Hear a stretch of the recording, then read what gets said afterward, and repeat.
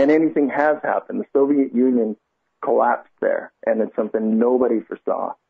And so I do think people need to pay more attention to it. Yeah, you know, Ron Paul always said that the empire is going to end, and it won't be because you listen to me. I guess it'll be because the dollar just breaks, and there's just no more way to do it. And so we can either roll back our empire and bring it home like, you know, I don't know, sober adults, or we can just continue to act like Dick Cheney until the car finally crashes at the bottom of the cliff, you know? Yeah, and that's the problem with Afghanistan. We think we're not acting like Dick Cheney there anymore because we're not in some other areas. But in fact, we are acting like that in Afghanistan, and that is the most important theater right now. The most important one, the most important decision in foreign policy. And nobody's really paying attention to it. Man, what does it mean when George F. Will is better on Afghanistan than MoveOn.org?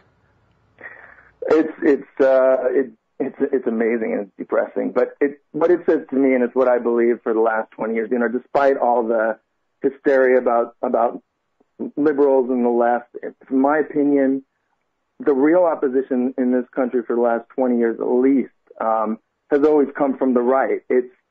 It's the only real opposition that has teeth. It's the only one that is brave.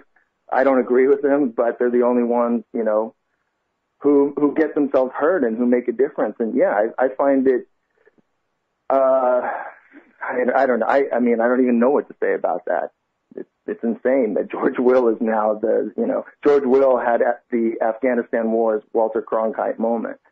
I think it's just perplexing. Well, let's hope it has as much impact as Walter Cronkite's moment had back then.